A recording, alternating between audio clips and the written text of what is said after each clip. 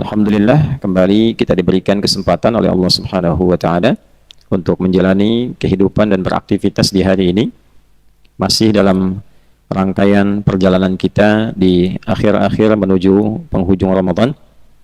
Untuk itu kita mengawali pertemuan ini dengan berdoa bermohon pada Allah Subhanahu wa taala, semoga Allah Subhanahu wa taala berkenan menerima seluruh rangkaian ibadah yang kita tunaikan khususnya di bulan Ramadan sampai detik ini. Dan kita bermohon semoga Allah memberikan kepada kita kekuatan untuk istiqamah, meningkatkan amal ibadah kita sampai selesai Ramadan dan dipertahankan sampai kita kembali kepada Allah Subhanahu wa taala dalam kebaikan insyaallah.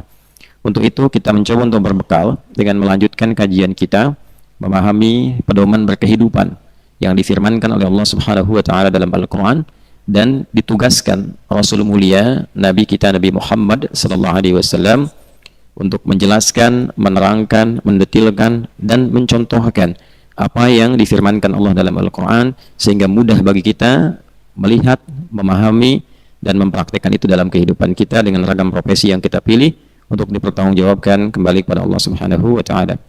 Kajian kita akan meneruskan pertemuan yang lalu, masih di dalam pembahasan surah ke-96, yaitu surah Al-Alaq. Surah ini berada di urutan ke-96 dalam mushaf seperti pernah kita bahas. Bagi yang baru bergabung, kami sarankan untuk menyimak di episode yang lalu sehingga terdapat ketersambungan dengan pembahasan kali ini dan tidak banyak kemudian terjadi pengulangan hingga menguras waktu yang sesungguhnya bisa kita manfaatkan dengan membahas apa yang akan kita kaji.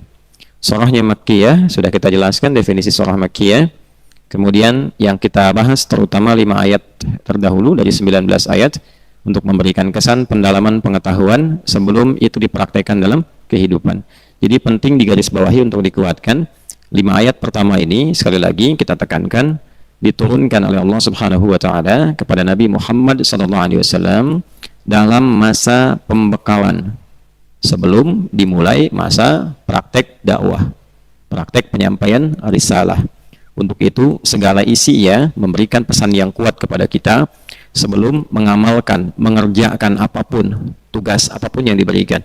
Baik itu belajar sebagai seorang penuntut ilmu, baik itu bekerja sebagai seorang karyawan profesional, ataupun di bidang apapun. Maka sebelum itu semua ditunaikan, hendaknya kita semua membekali diri dengan seluruh perangkat yang dibutuhkan dalam rangka menunaikan tugas yang diamanahkan kepada kita semua. Orang-orang yang punya bekal itu cenderung bisa menunaikan tugasnya dengan lebih baik, cenderung bisa mengatasi berbagai tantangan yang akan dihadapi. Sebaliknya, orang yang tidak membekali diri itu cenderung menghadapi banyak kesulitan yang tidak terpecahkan. Dan juga problem yang sering muncul adalah mendapati kegagalan-kegagalan yang berulang. Untuk itu kemudian adab pertama dalam Islam, apapun itu dalam Islam itu harus disiapkan dengan baik. Apapun itu, mau tidur saja kita disiapkan. Wudu dulu, gimana caranya, miringnya kemana, posisi tangan di mana, doanya dibaca apa. Kita adalah umat yang penuh dengan persiapan, baik skala kecil ataupun skala besar. Jadi orang-orang yang tidak mempersiapkan diri dengan baik dalam setiap aktivitasnya, ini menunjukkan belum sempurna keislamannya. Ini poin yang sangat besar, yang jarang sekali dikaji. Orang-orang kekinian utamanya membahas surah ini itu langsung ke intinya. Iqra, rajin baca gitu kan. Tapi membaca untuk apa?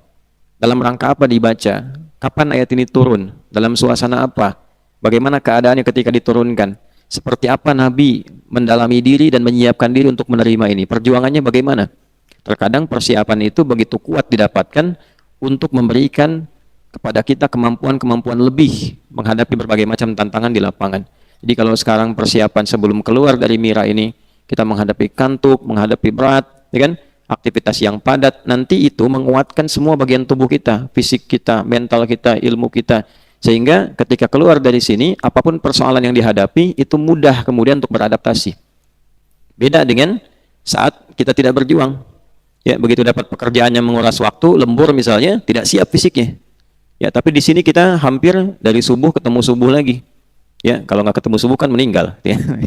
Subuh ketemu, subuh lagi beraktivitas. Maksudnya kita beraktivitas, ya, dari mulai bangun, dari mulai sholat, kemudian sahur, ya, murajaah, siap-siap subuh, kemudian kajian. Setelah itu suruk sholat lagi, jeda sebentar, ngaji lagi, sholat duha lagi, ba'da zuhur kajian lagi, rehat, tuh kan. Nah, kemudian kita siap-siap asar, kajian lagi, berbuka, maghrib, demikian seterusnya sampai malam tarawih, sampai berdoa, sampai istirahat, bangun lagi.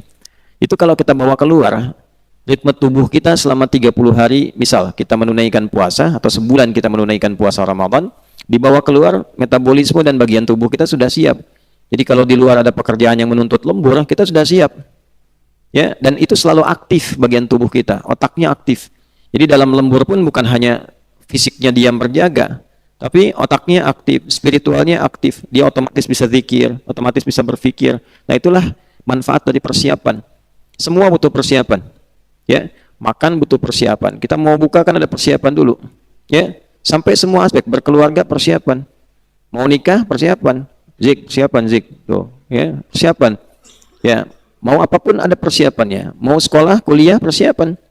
Ya, jadi semua butuh persiapan. Jadi ayat ini menekankan persiapan yang matang dalam menghadapi setiap kegiatan. Paham sampai sini? Baik.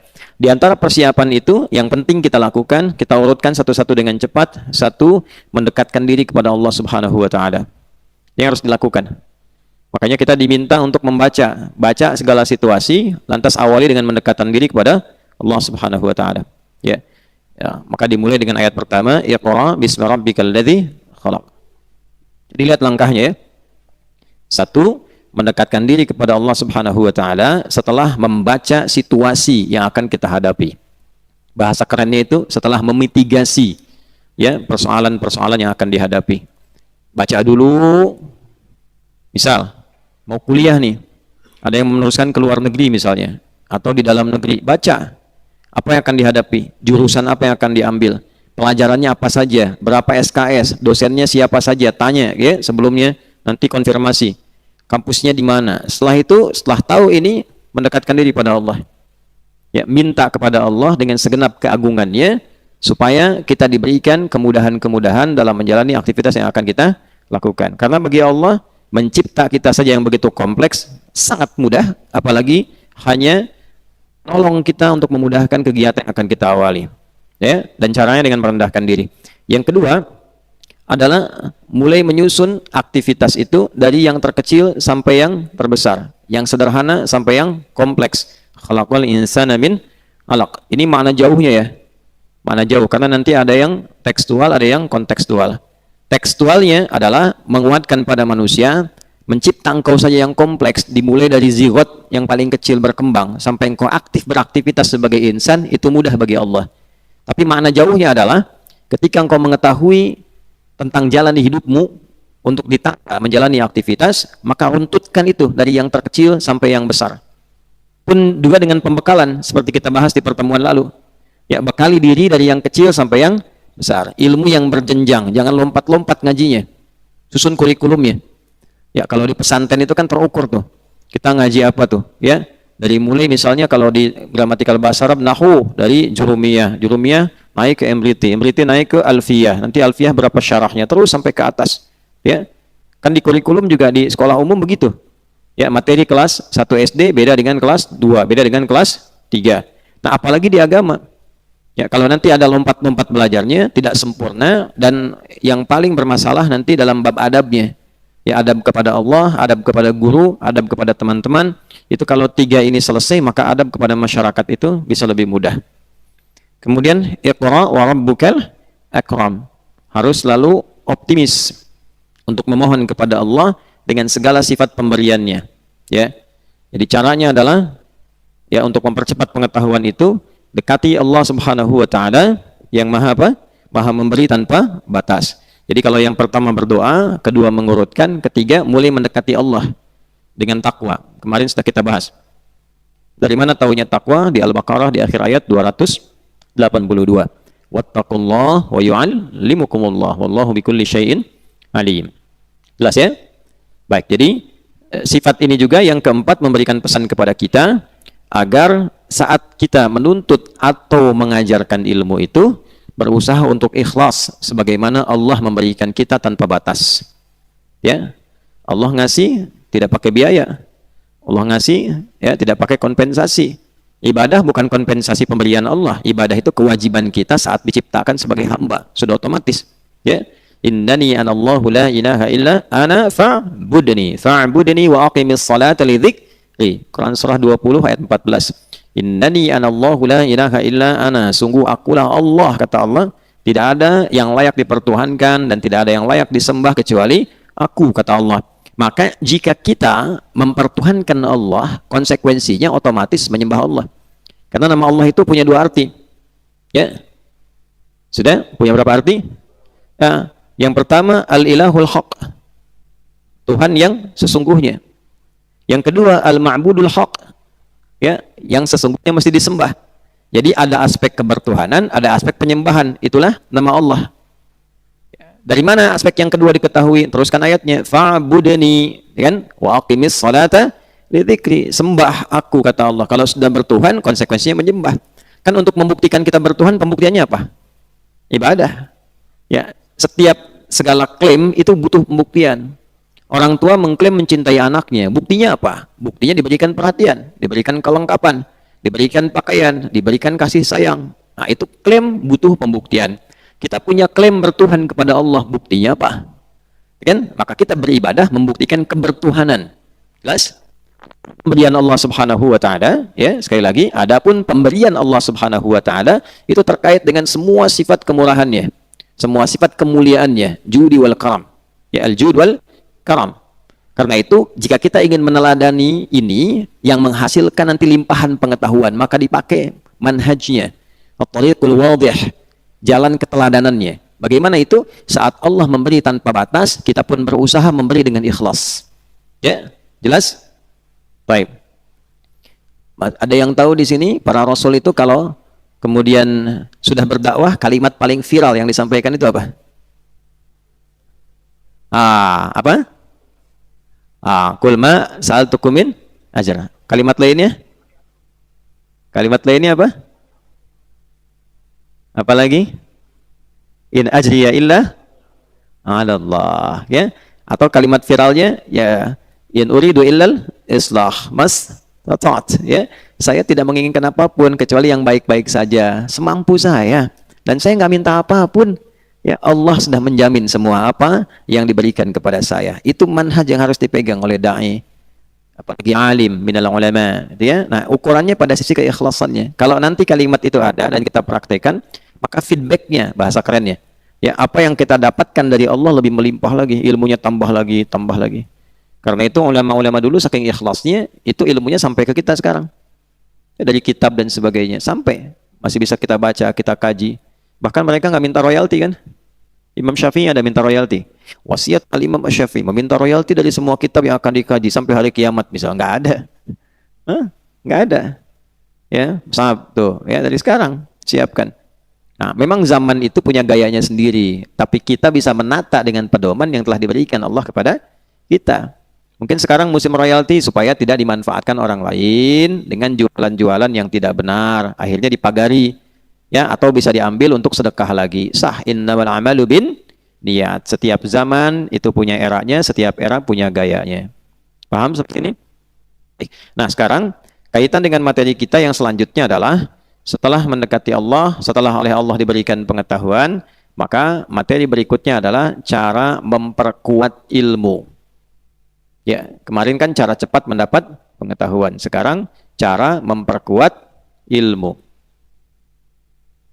Gimana hafalan supaya kuat? Tidak mudah lupa. Ya kan? Bagaimana ketika kita akan sampaikan pada orang lain, itu bisa dipahami dengan baik dan disampaikan dengan runtut. Tidak lompat-lompat, tidak a, i, u, tidak jelas mau kemana arahnya, gitu kan? Nah, caranya seperti apa?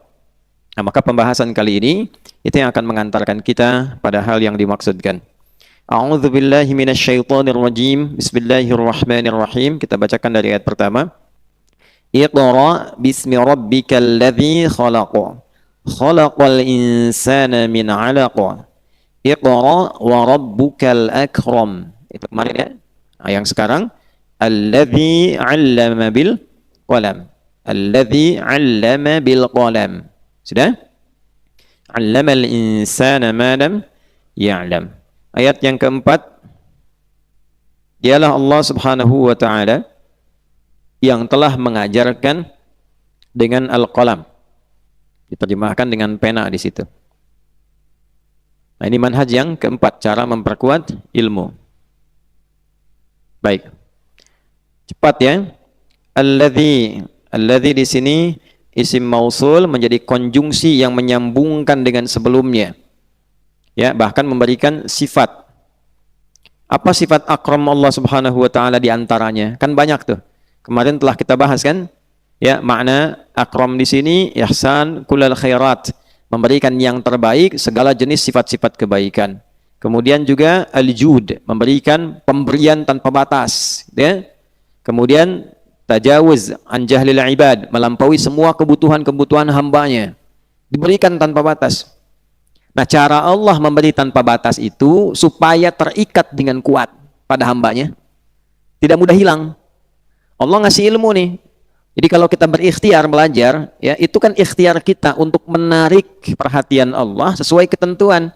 Kata Allah, kamu belajar saya kasih, kamu sholat saya tambahkan, kamu baca Quran saya berkahi. Lalu kita ikuti itu, belajarlah kita, sholatlah kita, baca Al-Quran kita, dikasihlah oleh Allah.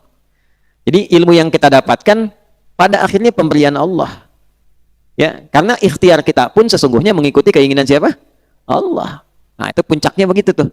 Karena itu bahasa dalam Al-Quran itu selalu bukan karena saya dapat, karena saya dikasih. Ya, yarfa'illahu alladhina amanu minkum walladhina utul ilma, yang dikasih ilmu, bukan dapat ilmu. Padahal ayat itu tentang belajar. Kan? Ya ayyuhalladzina amanu idza qila lakum tafassahu fil majalisi fafsahu yafsahillahu lakum wa idza qila lakum syuzu fasyuzu yarfa'illahu alladhina amanu minkum walladzina utul ilma darajat. Allah mengangkat, meninggikan, memberikan kemuliaan, satu kepada orang beriman, yang kedua yang diberi pengetahuan. Padahal ayat itu apa? Datang ke majelis ilmu, luaskan majelis, baca dengan baik, datang dengan fokus. Tapi ketika dapat ilmu, bahasanya dikasih oleh Allah. Nah, orang dikasih nggak boleh sombong. Dikasih kok sombong, ya kan? Dikasih, ya. Jadi dikasih. Tuh. Ya, jadi dikasih itu nggak usah sombong. Kalau kerja keras Anda, bolehlah cerita, tapi dikasih kok. Ya. Dapat mobil bagus nih, dari mana? Dikasih. Apa yang mau disombongkan? Ya kan? Yang terbaik adalah digunakan yang baik supaya yang ngasih senang. Ya kan? Anda dikasih motor, dipakai mencuri. Kira-kira yang ngasih gimana responnya? Marah. Ya kan? Marah, bukan cuma sedih pakai mencuri, marah. Bal gimana bal? Faiz? Marah. Ya, jadi wajar kalau Allah marah kalau ada orang punya ilmu sombong. Ya kan? Punya harta sombong. Padahal itu semua pemberian sesuai dengan maslahat hidup. Nah, apalagi misalnya ayatnya, ya, Al-Isra ayat 85. Yas'alunaka 'anir ruh, qulir ruh min amri rabbi wa ma utitum minal ilmi illa qalila. Ya kan? Kalian tidak diberi pengetahuan kecuali sedikit. Tuh, yang satu diberi, yang kedua sedikit. Sedikit kok sombong. Sedikit kok angkuh. Sombong. Emang berapa ilmunya? Sedikit. Punya uang sedikit, sombong. Punya kedudukan sedikit, sombong. Punya ilmu sedikit, sombong. Tidak pantas. Karena itu nanti ada aturan-aturan untuk yang menyertai itu semua. Jelas sampai sini? Ya. Nah, karena itu bahkan sering menggunakan kata lam dan dal, min ladunna ilma. Ilmunya punya kami, kata Allah. Dan naknya itu ta'zimun nafsi, dengan keagunganku, aku yang kasih. Apa engkau mau merasa agung? Nah, gitu bahasnya. Jadi ketika disebut ladunna ilma, itu kan, itu menunjukkan keagungan Allah. Untuk menunjukkan aku yang agung. Kenapa engkau masih merasa agung? Masjid boleh agung, karena itu rumahku. Itu kan, masjid agung. Kan? Tapi Anda jangan pernah merasa agung, tinggi, angkuh, sombong. Karena itu pun karena keagunganku, aku yang punya, kata Allah itu. Jelas? Untuk itulah Qarun ketika sombong dengan mengatakan, ini ilmuku yang menghasilkan harta, langsung dilipat oleh Allah. Bumi lipat tuh Qarun. Fakhasafna. Ya, kami perintahkan pada tanah untuk melipat itu. Jadi surat Al-Qasas yang kemarin kita bahas itu. Ya. Innama utituhu ala ilmin indi. Ya, saya tuh dapat ini karena ilmu saya. Tuh, dibalas oleh Allah. Lipat tuh, bumi lipat itu. Dilipat terjadi likuifasi. Jelas? Nanti belajar lebih jauh ya. Nah, untuk itu teman-teman sekalian, bagaimana Allah Subhanahu wa taala memberikan kemuliaannya untuk memperkuat apa yang telah diberikan itu, maka ditegaskan langsung oleh Allah, alladzi 'allama bil qalam. Allah mengajarkan kepada kita, ya, untuk mengikat semua yang diberikan itu bil qalam. Dengan apa? Qalam. Nanti maknanya bisa beragam, kita bahas satu-satu di sini. Ya. Pertama, 'allama. Apa 'allama artinya? Mengajarkan. 'Allama yu'allimu ta'liman, fahuwa mu'allim. Paham? Nanti di ilmu sharah pembahasannya. Nanti kita tambah sedikit pakai ilmu ma'ani supaya mengerti. Kalau darrasa yudarnisu tadrisan, apa artinya? Darrasa. Kalau darrasa belajar. Kalau darrasa apa? Mengajar, sama-sama mengajar. Apa bedanya 'allama dengan darrasa? Kenapa guru di sekolah, di SD, ya kan? Di TK disebutnya mudarris. Tapi guru-guru di masjid, di perguruan tinggi disebutnya muallim. Ya kan? Muallim, ustaz. Tuh. Apa kira-kira? Faf. Darasa itu asalnya menunjuk pada sesuatu yang ringan dan sederhana. Simple. Ya. Karena itu tempat mengajarnya disebut dengan madrasah.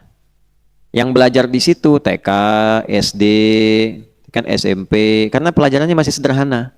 Simple. Ya, anak TK belajar baca, kan? Ini Ali, ini Bapak Ali, ini Ibu Ali, ini anaknya Ali, ini tetangga Ali. Yang satu bilang ini Budi, ini Bapak Budi, ini temannya Budi, kan? Ya, kan tidak menuntut pemahaman sekali lagi. Yang penting bisa baca, simple, kan? Yang penting bisa dibaca. Kalau sudah bisa baca, sudah, tidak menuntut pemahaman. Dia tidak akan dicari itu Budi siapa, tetangganya siapa namanya, bapaknya tinggal di mana, tidak. Nah, itulah darasa. Ngaji juga begitu, kan?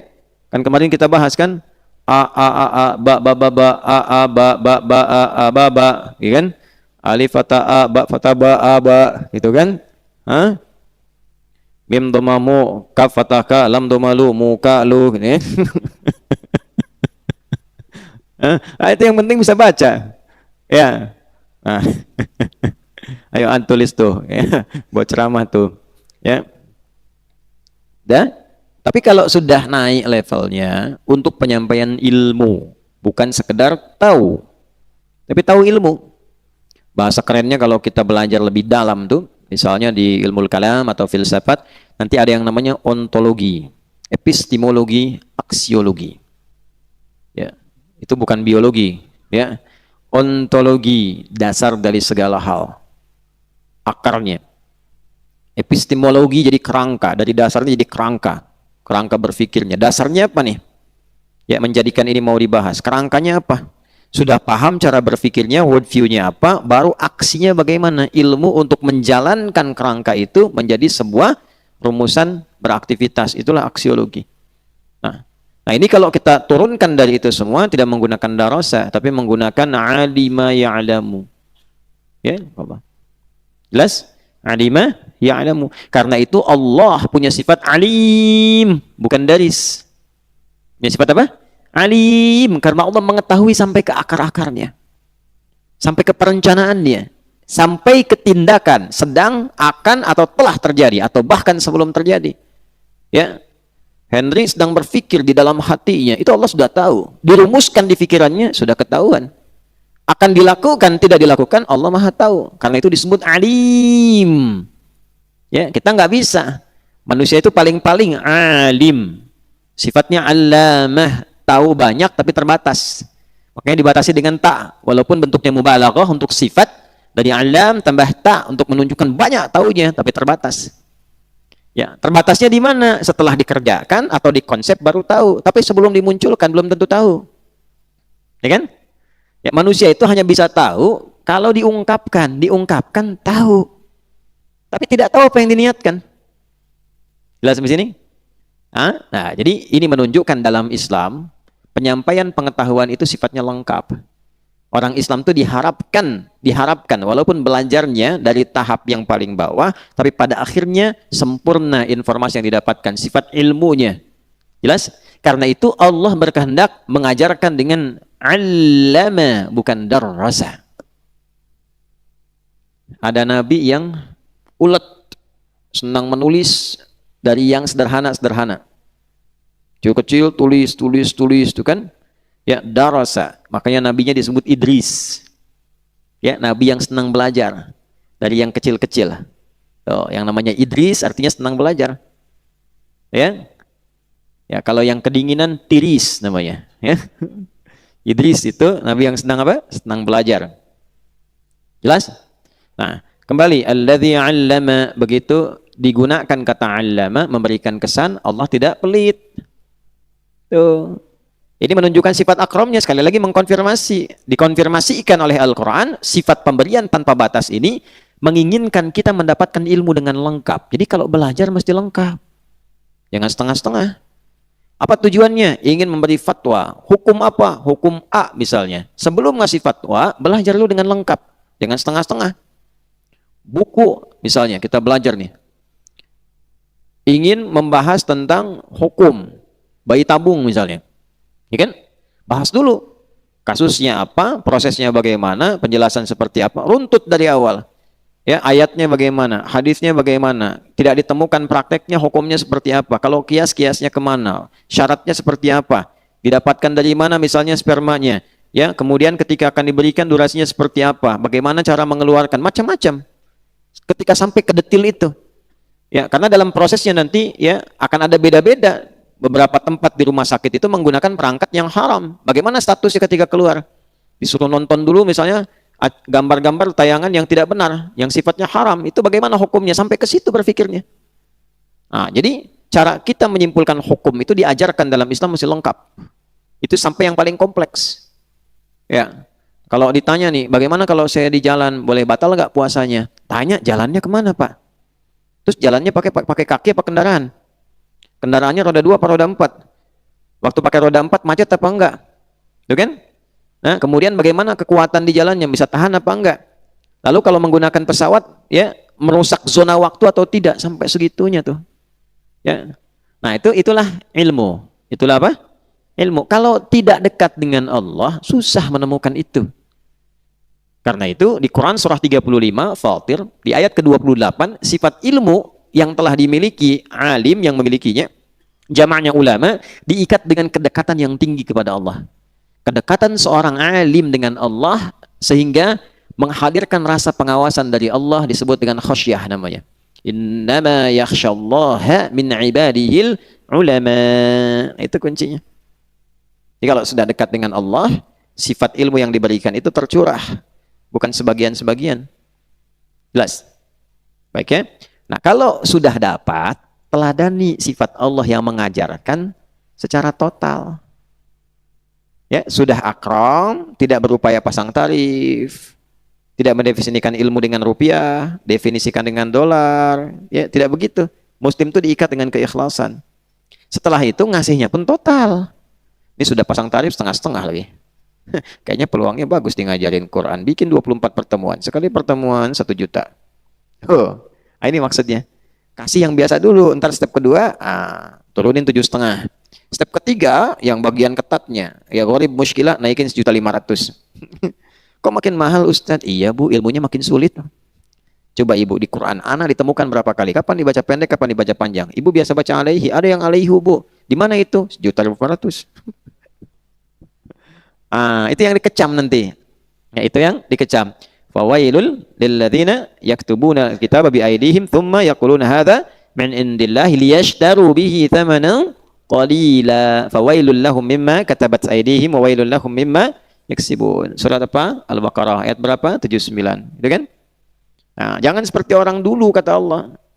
Ya, yang pengajaran-pengajaran yang Allah titipkan kepada yang berupa agama itu dialihkan untuk kepentingan materi sehingga ditambah-tambahin untuk kepentingan dia mendapatkan keuntungan-keuntungan duniawi yang tidak bernilai di akhirat. Maka celaka orang seperti itu. Nah, orang Islam nggak boleh begitu. Jelas ya? Ya. Jadi sekali lagi ini kata allama maknanya dalam. Alladzi sudah menunjukkan bentuk tauhid. Baik kan? Menunjukkan bentuk apa? Tauhid, dan sifatnya mudzakkar. Apa itu mudzakkar? Nah, inilah kekurangan yang sekarang. Mudzakkar disebut laki-laki, muannats disebut perempuan. Kalau kita ngaji lebih dalam, itu kita temukan maknanya tidak seperti itu. Mudzakkar itu asalnya yang tidak bercabang. Tetap tunggal, tidak bercabang. Muannats itu yang bercabang, berkembang. Kenapa perempuan masuk kategori muannats? Karena perempuan mengandung dan melahirkan. Sehingga seakan-akan secara kias itu ada cabang yang keluar dari dirinya. Laki-laki tidak mengandung, tidak melahirkan. Ya, maka disebutnya mudzakkar, masuk bagian itu. Semua yang berkembang dan melahirkan sesuatu itu muannats.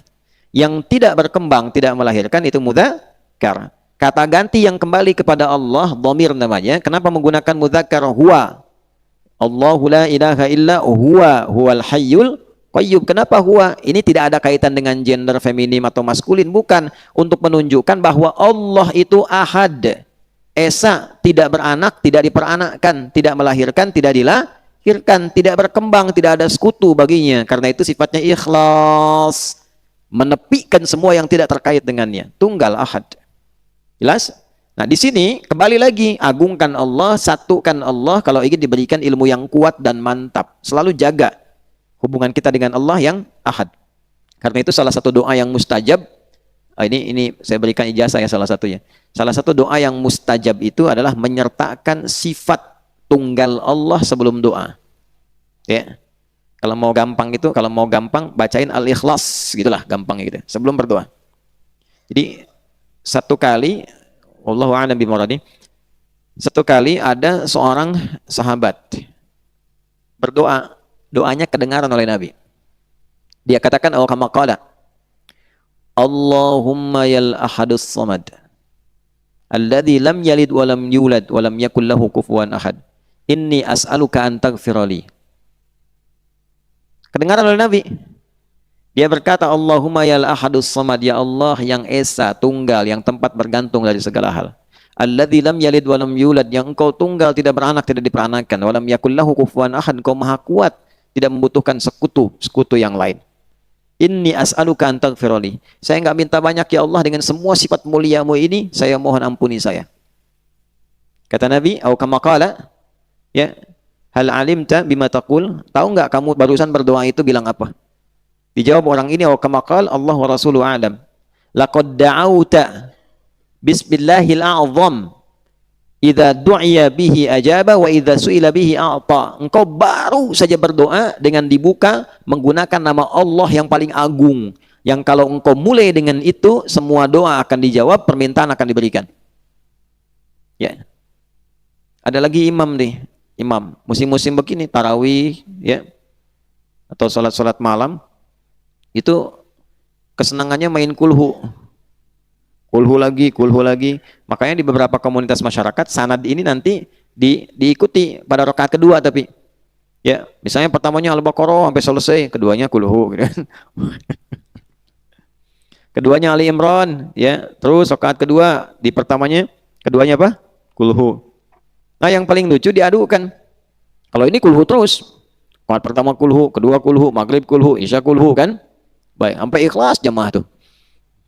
Kan surat Al-Ikhlas. Ya. Diadukan ke Nabi SAW. Begitu diadukan, Nabi itu bijak sekali, ditanya, kenapa engkau senang baca kulhu? Ya Rasulullah, karena saya mencintai Allah, dan di surat Al-Ikhlas itu didapati semua sifat-sifat keagungan Allah. Au kama qala. Viral, kalimat itu menembus langit. Maka turun kalimat kepada Nabi SAW, ya, Muhammad sampaikan kepadanya, karena dia mencintaiku, aku pun mencintainya. Nah, ini faedahnya alladzi nih. Ini kita bahas cuma alladzi aja tuh, tapi maknanya dalam sekali. Nah, jadi kalau kita berilmunya untuk mentauhidkan Allah, nah itu dia. Mengenalkan Allah. Baru bangun tidur tadi ingatkan tuh. Ya, makanya minta baca Ali Imran ayat 190 sampai 200 tuh. Baru bangun tidur. Dari mana dalilnya? Di Sunan Abu Daud, nomor hadis 1367. Siapa yang meriwayatkan? Ibnu Abbas radhiyallahu taala anhuma. Karena itu Ibnu Abbas dari kecil sampai mau meninggal pintar.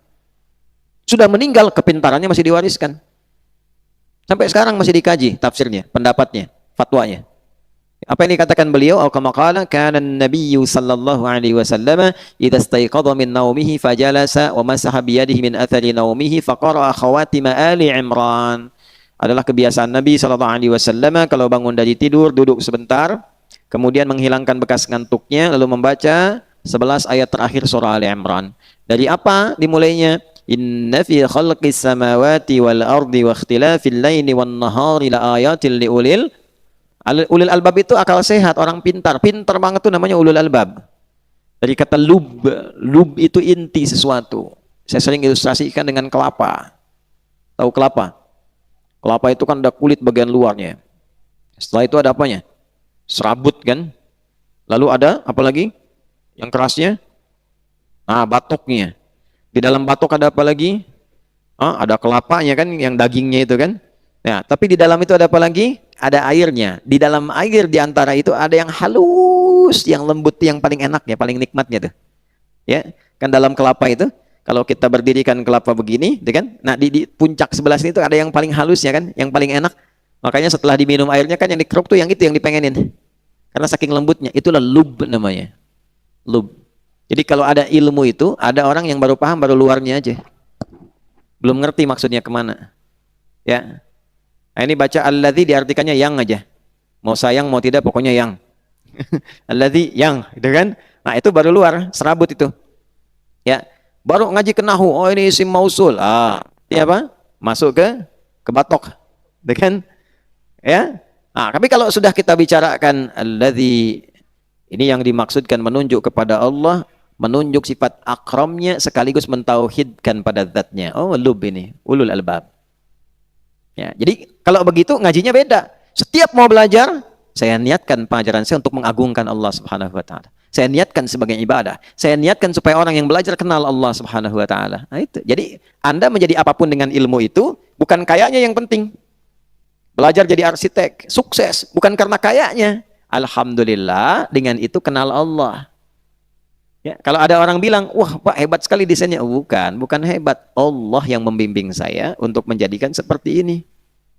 Allah siapa Pak? Di mana saya bisa konsultasi? Terangkan, Allah itu begini. Itulah ulul albab. Karena itu sifatnya apa? Sebelum tafakkur, dia tadhakkur. Alladzina yadhkuruna Allaha qiyaman wa qu'udan wa 'ala junubihim wa yatafakkaruna fi khalqis samawati wal ardh. Jadi kalau tafakkurnya menggunakan tadhakkur, fikirnya menggunakan zikir, maka semua ilmu di langit dan di bumi akan dibuka oleh Allah Subhanahu wa taala. Itulah yang terjadi pada Nabi Ibrahim alaihissalam. Wa kadzalika nuri Ibrahim malakutas samawati wal ardh. Liyakuna minal minal apa? Mukinin tuh. Ujungnya itu. Ayo Qurannya, Quran. Wa kadzalika nuri Ibrahim, kami tunjukkan ke Ibrahim itu apa? Malakutas samawati wal ardh, semua akses pengetahuan di langit dan di bumi. Sehingga lihat apa saja ingat Allah. Ya, setelah itu kan falamma janna alaihi al-lailu ra'a kaukaba qala hadza rabbi falamma afala qala inni la uhibbul afilin. Begitu beliau melihat yang dipertuhankan oleh kaumnya ada 3 benda, satu kan patung yang menggambarkan Jupiter, kaukaba, ya kan? Gemintang maksudnya Jupiter di situ. Beliau berkata, qala hadza rabbi, bukan menuhankan gitu. Oh, ini yang dimaksud Tuhan oleh kaumku itu. Dari kecil aku dikasih tahu ini Tuhan kita, ini Tuhan kita. Tapi falamma afala, ketika aku lihat kok yang sesungguhnya itu tenggelam. Aku nggak suka Tuhan tenggelam. Masa Tuhan tenggelam? Kan? Makanya Fir'aun ketika ngaku Tuhan ditenggelamkan oleh Allah. Tuh lihat keterkaitan nasabnya tuh. Fir'aun ngaku Tuhan ditenggelamkan. Supaya orang mengenangnya gampang, Tuhan tenggelam.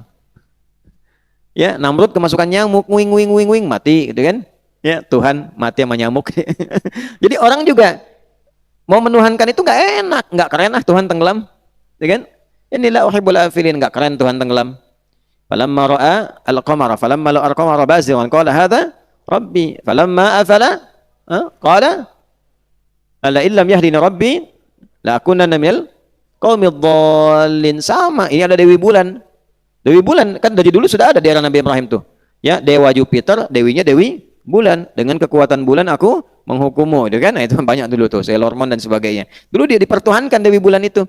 Tapi ketika tenggelam bulannya, kata Nabi Ibrahim, ini lama-lama orang tersesat kalau begini. Masa Tuhan tenggelam juga? Ya, aku kalau nggak menemukan yang sesungguhnya, bisa tersesat juga. Falamma ra'a asy-syamsa bazighatan qala hadza rabbi hadza akbar. Begitu turun lihat matahari. Nah, kata kaumku ini juga dipertuhankan dewa matahari, Tuhan yang gede nih, paling gede. Ya, jadi bukan klaim di situ maksudnya bukan ingin menunjukkan ini Tuhan saya. Jangan salah baca di mushaf ya. Ya, jangan menyimpulkan begini, Ibrahim juga majusi karena mengakui matahari sebagai Tuhan. Bukan, itu salah. Nah, itulah serabut namanya, belum nyampe batok. Ya, itu serabut namanya. Baca terjemahan langsung menyimpulkan. Bukan, kaumku menuhankan dewa matahari. Ini yang diviralkan kepadaku sejak kecil sehingga dikatakan ini Tuhanku, ini Tuhanku. Tapi falamma afalat, tuh. Ya, tatkala itu tenggelam, apa yang dikatakan Nabi Ibrahim? Ya, qala ya qaumi. Ya, dia berkata, ya qaumi, inni bari. Oh, saya nggak ikut-ikutan lah. Ya, mimma tusyrikun, saya nggak ikut-ikutan dengan yang seperti itu. Bagi saya nggak masuk akal. Gitu kan? Matahari gede, cuman tenggelam. Malam nggak muncul. Bulan malam muncul, siang nggak ada. Ntar kalau saya butuh Tuhan siang-siang, siangnya nggak ada Tuhannya. Ya, matahari cuma sampai maghrib. Malam saya butuh, Tuhannya nggak ada. Kan? Maka baru kemudian beliau mengatakan, inni wajjahtu wajhiya lilladzi fataras samawati wal hanifa wa ma ana minal musyrikin. Kan? Baru saya hadapkan sepenuhnya ya kepada Tuhan yang hak. Inilah allama. Nah, pencariannya begitu. Jadi tafakkurnya diiringi dengan tadzakur. Kesimpulannya jadi benar. Ya, kan itu riset. Jadi ada yang mengklaim itu Tuhan dalam bentuk benda, diriset oleh Nabi Ibrahim. Katanya matahari Tuhan, dewa matahari. Dilihat mataharinya, diriset. Itu tafakkur namanya. Fi khalqis samawati, dilihat. Jelas. Tapi kesimpulan akhirnya, inni wajjahtu. Itu poinnya. Saya hadapkan diri saya kepada Allah yang hak, yang sesungguhnya. Jadi sepintar-pintarnya orang, pada akhirnya itu tunduk kepada Allah. Kalau merasa pintar nggak kenal Allah atau pada puncaknya mengatakan Tuhan tidak ada, nah itu se-error-errornya manusia. Coba gini. Ini kacamata nih. Uji ya. Nih, Uji As-Sanusi nih. Ini kacamata nih. Saya kasih nih. Misalnya, misal kasih. Saya bilang misal dulu nih ya, supaya jelas kan bulan puasa nih. Ini misal saya kasih nih sama Fauzi. Begitu udah dikasih, Fauzi dapat nih. Dipakai sama Fauzi. Lalu Fauzi mengatakan dengan kacamata itu, nih kacamata. Nggak ada Ustadz Adi itu. Masuk akal nggak? Saat itu nggak ada. Yang ada cuma kacamata. Kok bisa dikasih, Anda mengatakan yang ngasih yang nggak ada. Tapi barang yang dikasih Anda pakai. Itu yang saya sebut error. Paham nggak? Nah, itu bukan akal sehat. Itu rusak itu. Ya, ada orang dikasih oleh Allah ilmu, bahkan dirinya diciptakan sampai wujud, dia ada, dikasih ilmu, terus dia mengatakan Tuhan tidak ada. Itu stres itu, kurang sehat. Ya, nah kalau stres itu tegang maksudnya, terlalu tegang, renggangkan dulu biar tenang. Pakai apa? Zikir. Ala bidzikrillahi tatmainnul qulub. Kalau belum bisa zikir, kita yang sudah agak tenang, damai, doakan, karena bagian dari zikir itu doa. Wadhkur rabbaka fi nafsika tadarruan wa khifatan wa duna jahri minal qaul. Nah, jadi kalau ada yang belum ketemu dengan Tuhan, jangan dicela. Ya, jangan dihinakan tapi didoakan supaya Allah menyentuh kalbunya. Seperti Nabi mendoakan Umar bin Khattab radhiyallahu taala anhu. Itulah indahnya Islam. Jelas? Nah, jadi kalau ilmunya ingin diikat sehingga kuat, niatkan belajar untuk mentauhidkan Allah. Itu poinnya. Kalau ngajar, niatkan mengajar supaya orang yang belajar kenal Allah.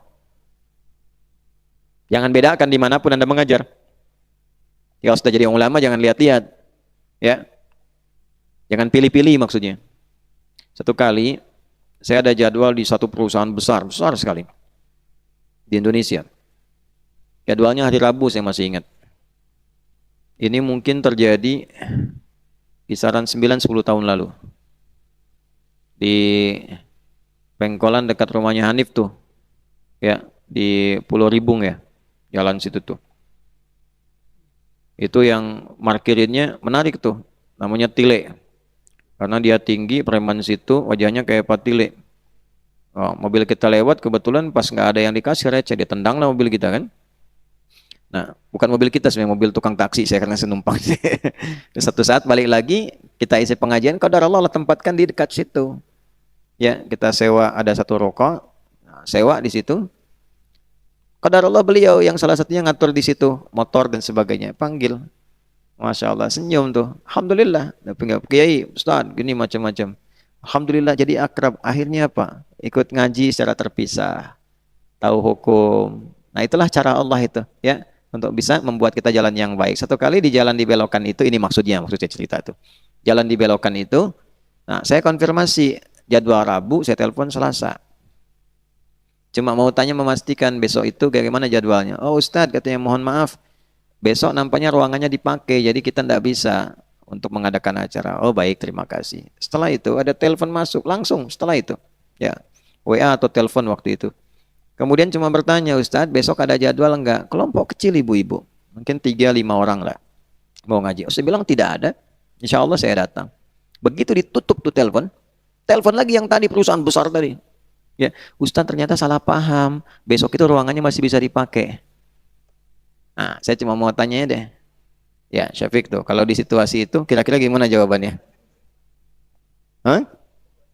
Gimana? Oh, pikir-pikir dulu. Nah, Pak Dolo gimana kira-kira? Dolo tuh singkatan Duni loh gitu. Nah, gimana? Tuh, nggak mudah itu. Zik gimana Zik? Wah, udah dekat-dekat mau nikah nih, tawaran begini gitu kan. Bahaya tuh. Coba kira-kira gimana? Nah inilah ujiannya. Sampaikan sama kita kan, mohon maaf Pak, saya sudah ada jadwal. Barusan pas ditutup ada yang minta. Gitu. Nah itu ketika dijaga oleh kita, Allah lipat gandakan. Ilmu dilipat gandakan, wawasan ditambah, rizki dijaga gitu. Nah itu ujiannya. Jadi kalau benar-benar ingin mentauhidkan, baru ngaji, langsung diuji sama Allah tuh. Ya, antum lagi itikaf nih, ada tawaran ngajar, bayarannya 10 juta misalnya. Saya mau tanya nih, lanjut itikaf malam ini atau pindah dulu? Izin Ustaz sebentar, ada yang urgen. Urgen. Aduh, wajahmu urgen tuh. Jelas sampai sini? Itulah tauhid. Ini kita tuh baru baca alladzi 'allama tuh. Kalau pengen 'allama diajarkan penuh, alladzinya dipakai. Nah, kita ngajinya agak dalam nih, sama tasawufnya juga kita bahas gitu ya. Itu poinnya. Baru setelah itu diikat dengan yang kedua, bil qalam. Bil apa? Qalam. Karena itu yang Allah ciptakan di antara yang pertama dicipta itu adalah qalam. Di antara yang pertama dicipta. Ciptakan qalam, pena, tuliskan. Ditulis di Lauh Mahfuz, pena nulis tuh. Bulan, sebulan, kita alami kejadiannya. Yang pertama kali dicipta, kenapa dituliskan? Supaya menguatkan takdir kehidupan yang dijalani oleh kita. Jelas? Jadi fungsi kolam itu saat dicipta menguatkan apa yang kita siapkan, apa yang kita dapatkan, dan apa yang akan kita amalkan. Itu penguat. Karena itu tema kita itu sekarang cara menguatkan apa? Ilmu. Allah juga ketika menguatkan pujian kepada Nabi, yang menghilangkan tuduhan-tuduhan orang-orang pada masa itu menggunakan kolam. Bahkan surahnya surah Al-Qalam. Surah ke-68 itu turun untuk menguatkan pujian kepada Nabi yang menepis tuduhan yang bengis yang disampaikan orang-orang yang ingkar pada masa itu. Nun tuh. Nggak jadi sin, nun. Tuh. Nun dan semua pembuka huruful muqatta'ah itu ada hikmahnya semua. Wallahu a'lam bimaradiha. Allah yang paling tahu dengan maknanya. Tapi kita diberi kode di situ. Kenapa yang ini Toha? Kenapa di sana Qaf? Kenapa di sini Alif Lam Mim? Ya kan? Ya, di sini Kaf, Ha, Ya, Ain, Shad itu. Kenapa itu? Kok yang di sini Nun? Dalam tinjauan ilmu bahasa saja, kalau kita ngaji bahasa yang dalam, udah kagum kita. Karena Allah ingin membebaskan tuduhan yang dialamatkan pada Nabi yang ujungnya menggunakan nun semua. Ya, coba lihat. Nun wal qalami wama yasturun ma anta bi ni'mati rabbika bimajnun. Tuduhannya pakai nun, majnun, ujungnya nun. Ya. Dibalas oleh Allah pakai nun lagi. Wa innalaka la ajran ghairu mamnun. Paham enggak sampai situ? Itu indahnya Quran. Nun, engkau menuduh Muhammad dengan ujung huruf pakai nun. Engkau yang suka membuat syair menggunakan tuduhan kepada Muhammad dengan nun. Aku balas dengan satu surat yang dibuka dengan nun. Nun, seperti engkau membuat nun untuk mencela Muhammad, aku bebaskan Muhammad dari tuduhan menggunakan nun. Wal qalami wama yasturun. Penguat ini sudah aku tuliskan dan aku perintahkan kepada pena untuk menuliskannya. Nun wal qalam, dan pena, wama yasturun, dan telah diperintahkan untuk menuliskan. Apa yang dituliskan itu? Ma anta bi ni'mati rabbika bimajnun. Ya. Muhammad, ma anta bi, ma ketemu bi taukid. Ya. Tanamkan pada dirimu yang paling dalam dengan nikmat yang aku berikan kepadamu. Nikmat dulu didahulukan, Muhammad. Gak usah sibuk dengan celaan mereka. Nikmatku lebih banyak dibandingkan dengan celaan. Manhaj. Kalau dicela orang jangan marah dulu. Nikmat Allah lebih banyak daripada celaannya. Ya kan? Oh, dicela sedetik kok marah. Padahal nikmat setahun. Ya kan? Paham? Ya, suami istri kalau sedang bertengkar ingat dulu. Zik tahu tuh kalau udah berumah tangga tuh. Kalau sedang bertengkar, ingat akurnya berapa lama. Itu nikmat. Bertengkar sehari, kan akurnya 10 tahun. Masa yang sehari menghilangkan kehidupan rumah tangga selama 10 tahun? Itu maksudnya. Kalau ngaji begitu tuh enak. Kita ngaji dulu tuh. Makanya belajar. Belajar siapa lagi tuh? Pal, belajar Pal. Ya. Nah. Paham? Ma anta bi ni'mati rabbika bimajnun. Kamu sama sekali tepis itu, abaikan aja. Fa'rid anhum. Ya, abaikan aja itu. Ya, nikmatku lebih banyak diberikan kepadamu. Ma anta bi ni'mati rabbika bimajnun wa inna laka la ajran ghairu mamnun. Pakai nun lagi. Dan tanamkan pada jiwamu yang paling dalam. Engkau itu telah berlimpah pahala tanpa batas untukmu. Tuh, kita aja dibatasi. Bagian sodako. Satu sodako itu batasnya berapa? 700 kali lipat. Sekali sholat 10. Baca Al-Quran satu huruf 10. Nabi Muhammad nggak ada batasnya. Wa innalaka la ajran ghaira mamnun. Nggak ada batasnya. Kenapa nggak ada batas? Karena ngajarin kita. Berapa banyak umatnya setiap baca Quran ngalir lagi. Setiap sholat ngalir lagi. Setiap sodakoh ngalir lagi. Muhammad, nikmatku banyak kepadamu pakai nun. Mereka mencela engkau dengan nun. Abaikan nun yang majnun. Karena engkau dengan nikmatku bukan majnun. Engkau la ajran ghaira mamnun. Paham? Itu. Baru dari nun ke mim. Mim itu kan ta'zim. Ya, menunjukkan sesuatu yang agung. Makanya diucapkan lewat lisan. Tempatnya di bibir. Ya. Wow, mimba. Di sini kan? Ya, membuka itu. Wa innaka la'ala khuluqin azim. Di antara nikmat itu engkau perangaimu teladan luar biasa, agungnya akhlakmu. Gitu, dibalik oleh Allah. Itulah nun, dan suratnya surah Al-Qalam. Nah, Allah menguatkan pujian kepada Nabi dengan mencatatkannya karena semua penguat itu tercatat. Makanya kenapa nikah itu dicatat? Karena kalau modal foto bisa diingkari. Zik mau nikah cuma dipoto, nggak pernah dicatat misalnya.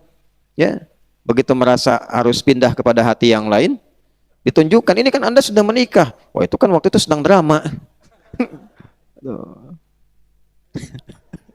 Sorot tuh. Ketahuan tuh. Dulu kan sedang drama, kan bisa begitu. Tapi kalau dicatat nggak bisa, ini catatannya sah. Tanda tangannya siapa? Fotonya nggak bisa, mengelak. Ada dokumentasinya, itulah catatan. Ya, makanya ayat pinjam meminjam pakai catatan, kuat. Anda belajar pakai catatan, kuat. Ya, di kantor ada catatan, bikin kuat.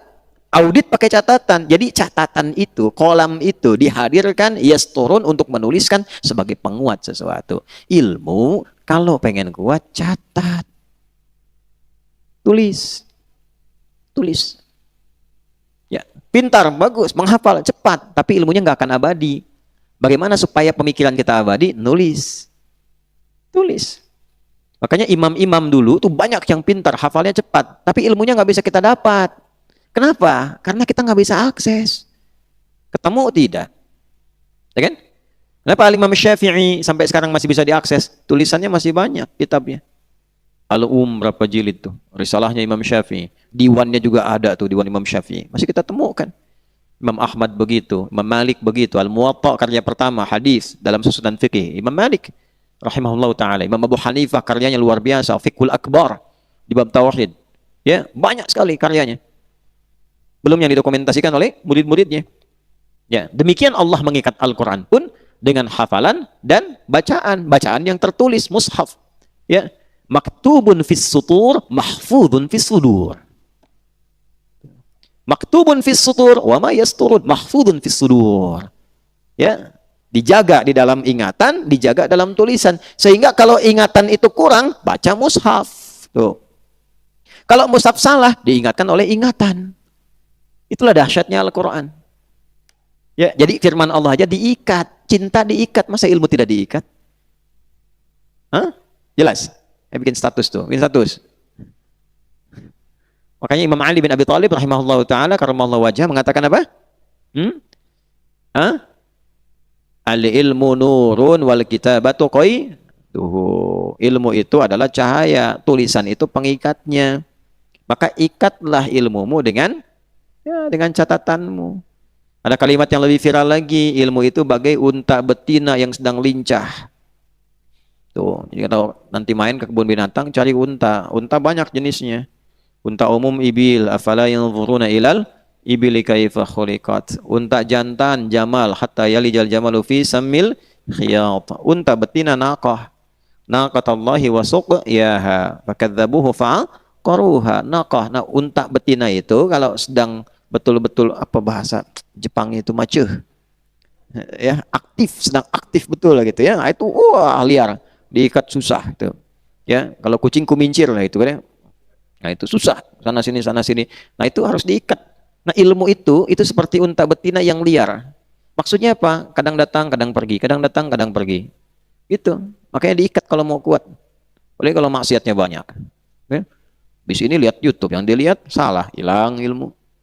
Dulu saya waktu ikut daurah 2002. Ya, di Jogja waktu itu ada pembelajaran kurikulum dari Madinah Jamiah Islamiyah. Kita ikut tuh.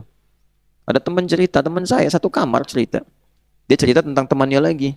Hafal banyak hadis. Kitab ini. Tiba-tiba main ke bioskop, entah nonton apa, pulang keluar itu hilang semua. Hilang semua. Dan gak diikat juga. Jelas ya? Nah, cara mengikat pun nanti lain lagi. Kalau ikatannya gak kencang, lepas juga pelan-pelan. Ya, maka ada seninya. Di pramuka kita diajarin dulu tuh. Buat simpul. Simpul yang biasa bagaimana, simpul yang kencang bagaimana, kan? Lalu mengikat keadaan dengan kode, ya. Dulu kan kita belajar Morse kan? Dit dah, si adit dadah gitu. Dit mana dit? Tuh belakang tuh. Ya. Dit itu titik dah, yang itu panjang. Kalau ini apa. Gitu kan? Kemudian ada semapur, ya. Turunkan begini, pakai bendera begini, gini seperti apa. Itu kan ikatan. Diikat dengan kode. Nanti bikin simpul. Ya, seru waktu pramuka dulu ya. Sekarang masih ada. Ya, itu saya coba deh ikutan tuh ya. Hizbul Waton, Pandu, Pramuka, belajar Praja Muda Karana. Itu kan? Nah, jadi kalau kita aktifkan itu, ikatan-ikatan itu simpulnya kuat, sulit kita. Ya, sulit untuk dilepaskan. Jadi kalau nandu orang simpul kuat itu nandunya kuat, simpulnya nggak kuat, lepas begitu masuk blos gitu kan, yang dibawa cuma bambunya. Kan repot. Nah, ilmu begitu, kalau tulisannya nggak bagus, nggak jelas, nggak maksimal. Ada jenis tulisan tuh begitu kita lihat langsung demam kitanya kan, gitu. Ada tulisan buat orangnya aja yang tahu, ada tulisan yang bisa diakses orang lain. Di mana jenis tulisan yang baik itu? Nah, gimana cara mengikat itu supaya kuat ikatannya, dan bukan hanya kita yang tahu, yang belum kita ketahui, tapi bisa diwariskan pada orang lain ketika itu diakses oleh generasi selanjutnya. Itulah yang akan kita bahas insya Allah di pertemuan berikutnya. Dengan izin Allah Subhanahu wa ta'ala. Semoga Allah mengampuni dosa kita semua, memaafkan kesalahan kita, menyempurnakan pemahaman kita yang belum baik, dan membimbing kita untuk mengamalkan apa yang telah kita pahami. Allahumma taqabbal minna innaka antas sami'ul alim wa tub 'alaina innaka antat tawwabur rahim. Allahumma 'allimna ma yanfa'una wa faqihna fima ta'allamna wa wafiqna ya Allah lin'amala ma fahimnahu. Wa sallallahu ala sayyidina Muhammad wa ala alihi wa sahbihi ajma'in.